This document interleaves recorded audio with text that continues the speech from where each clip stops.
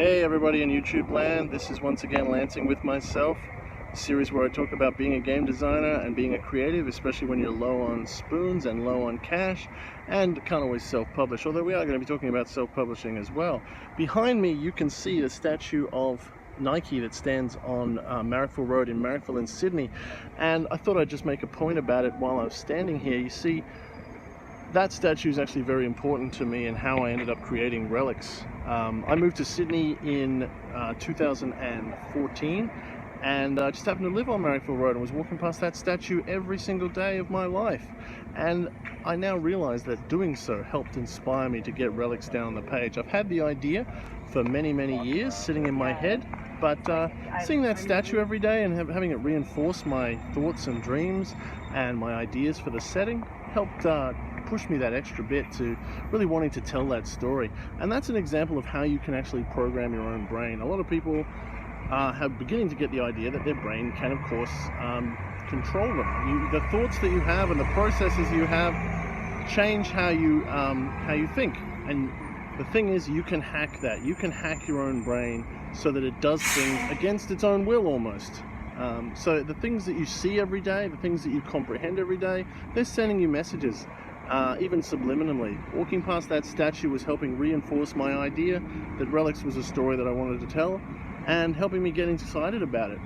Some ways that you can do this yourself is just drawing a picture or getting an image, sticking it up on your wall, just seeing it every day in the back of your eye, in the corner of your eye, something that says to you, hey, this is something I want to do, this is something I can believe in. For me, I often make the covers of my games first, and that helps me see them as something real. So I just get on Word or free office and I put up a little bit of font. I get a picture off the internet or just some free clip art, something that looks a little bit good.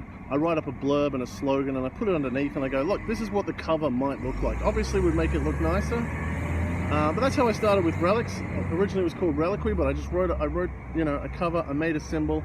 The logo we even have now was originally just some clip art that I found in Word. The idea is that if you convince yourself that something is real and important, you're more likely to believe in it and keep working on it. And it can be something that just an image that inspires you to get your idea going. It can be seeing the product as something real that happens and comes about. It can be something that just sort of reminds you of your values and your virtues. Perhaps it's looking at other games even. Perhaps it's going, well, look, I can see my Warhammer collection and I really want a game like that, that's that successful. I used to think about, White Wolf as one of my inspirations because I wanted to make something that has as much cultural impact as White Wolf. I mean, obviously that's a big ask with my budget, but having those ideas in my mind, those cornerstones, and that's really good. You don't want your game to be, you don't want your game to be derivative. You don't always want to be looking up to people and trying to meet those kind of expectations. But what you can do is you can get an idea of what success looks like. And when you can imagine that success, you can start moving towards it. So much of this life, we're trying to do things that we actually don't know anything about. I don't know how to, build a car, and I couldn't know where to start. But if I started drawing a car and having a car and looking at a car every day and looking at an engine, I'll be able to move myself in that direction. And so much of that is with creativity. We have this blank page. We need things to shape it. We need marks on the page. The first thing you have to do is just put something down on the paper so you've got something that gives you something to work with.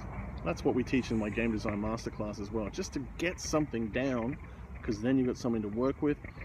You also want to do this with your brain. You want to have things in your head that are points on the graph, things that you might be straining for, whether it's a kind of success, a kind of idea, a kind of belief, a kind of feeling, something that inspires you, whether it's part of the setting, part of the mechanics, some experience that you had, some game designer that you want to emulate, some fan experience that you've had.